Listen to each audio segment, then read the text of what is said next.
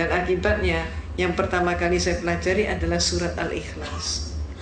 Qul huwallahu ahad, Allahu samad, lam yalid wa lam yulad wa lam yakul lahu kufuwan ahad.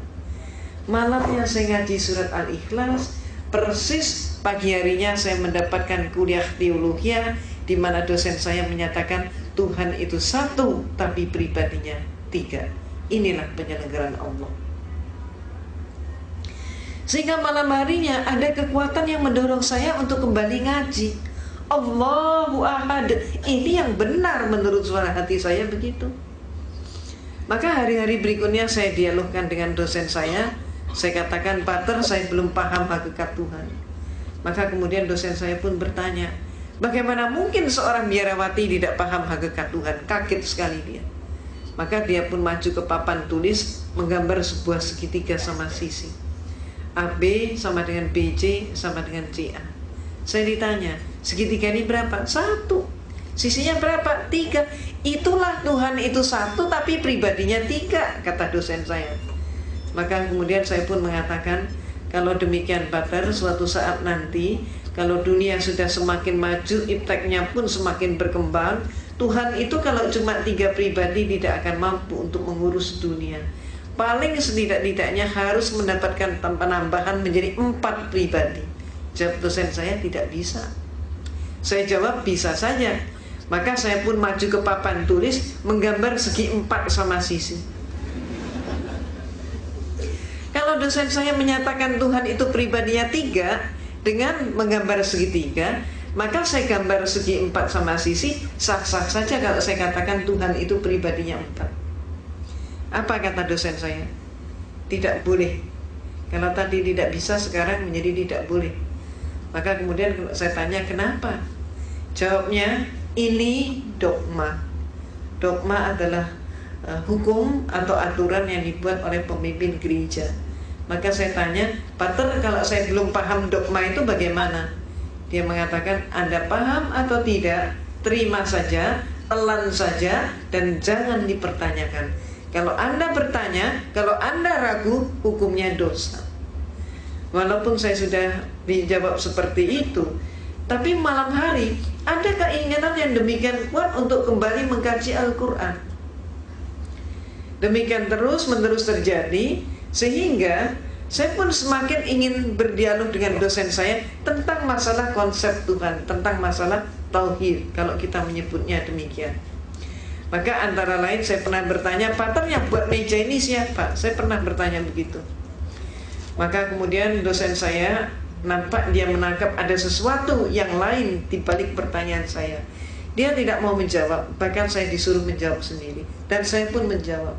Saya katakan, Pater, kalau menurut saya yang membuat meja ini pasti tukang kayu. Lalu kenapa? Pasti tanya lagi dia. Saya jawab, kalau menurut saya meja ini walaupun dibuatnya setahun yang lalu, sampai 100 tahun kemudian meja ini tetap meja, tidak berubah menjadi tukang kayu, dan tidak ada satupun meja yang mampu mengubah dirinya menjadi tukang kayu. Tukang kayu tidak boleh dipersamakan dengan meja. Maka dia pun bertanya, apa maksud Anda? Saya katakan, Pater, menurut pengamatan saya, Tuhan itu menciptakan alam semesta dan seluruh isinya termasuk manusia. Maka ada manusia yang dilahirkan setahun yang lalu, sampai 100 tahun kemudian ternyata dia tetap manusia. Bahkan sampai kiamat pun manusia tetap manusia. Tidak ada satu manusia pun yang mampu mengubah dirinya menjadi Tuhan, dan Tuhan tidak boleh dipersamakan dengan manusia. Malamnya saya ngaji lagi, dan hari-hari berikutnya saya dialog lagi, saya diskusi lagi. Saya pernah menyatakan juga, Pater, siapa yang melantik RB? Saya ditertawakan kali ini. Bagaimana mungkin seorang biarawati nggak ngerti siapa yang melantik RW? Maka saya jawab, sebetulnya saya mengerti. Maka kemudian dia baru terhenyak, dia kaget sekali. Apa sih maksud Anda? Dia tanya. Coba menurut Anda siapa? Coba silakan jawab. Bertubi-tubi saya digitukan. Dan kemudian saya katakan, Pater, kalau menurut saya yang melantik RW pasti eselon di atasnya, lurah ataupun kepala desa. Kalau sampai ada RW dilantik oleh RT, maka jelas pelantikan itu tidak sah.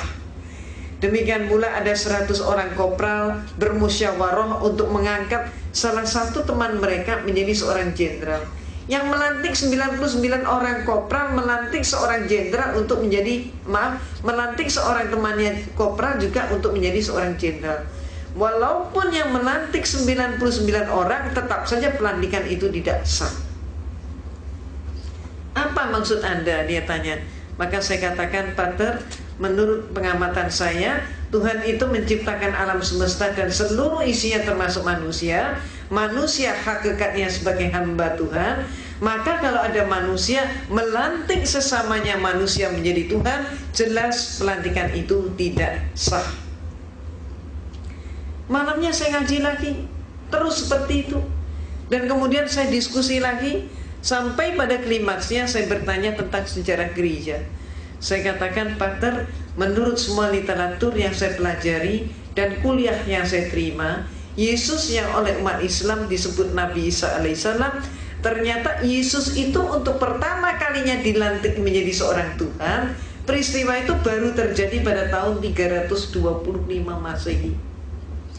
Jadi sebelum tahun 325 Masehi, Yesus belum jadi Tuhan.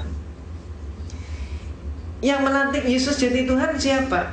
Yang melantik Yesus jadi Tuhan adalah seorang raja Romawi, yaitu Konstantin. Pelantikannya terjadi dalam rangka sebuah konsili.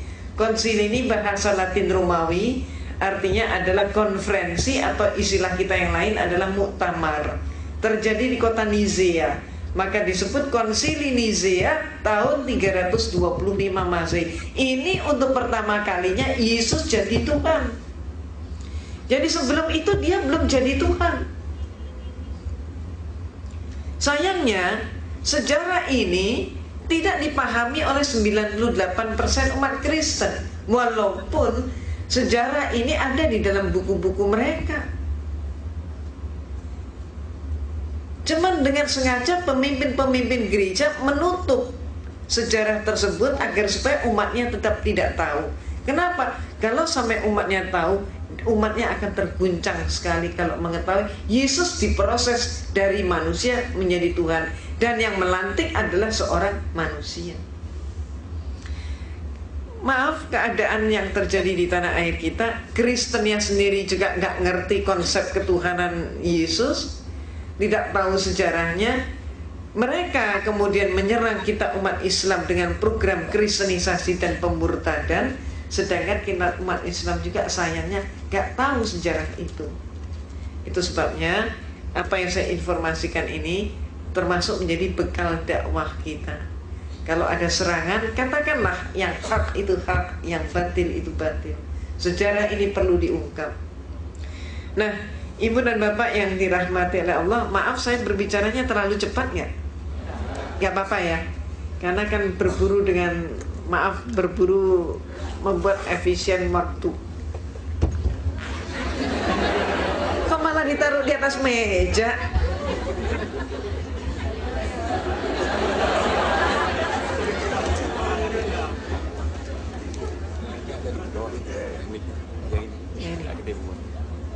Yang ini udah pas ya. Nah, Ibu dan Bapak yang dirahmati oleh Allah, orang Kristen seringkali tidak mengetahui konsep ketuhanan mereka sendiri. Saat ini kita memasuki bulan, kita sedang melaksanakan ibadah puasa. Setelah kita puasa, maka berikutnya lagi kita akan melaksanakan Idul Fitri. Dan kemudian sebaliknya umat Kristen akan melaksanakan, setelah kita puasa selesai Idul Fitri, mereka Natalan. Nah, Natalan ini sekarang disebut oleh mereka, sudah mulai populer, mereka menyebut dengan istilah bukan Natal lagi, tapi istilahnya adalah Maulid Nabi Isa alaihissalam. Itu yang mereka lakukan. Bahkan ketika kita umat Islam melaksanakan Idul Fitri, nanti silakan Bapak dan Ibu rasakan sendiri. Gereja di seluruh Indonesia sekarang pun sudah memberikan instruksi kepada umatnya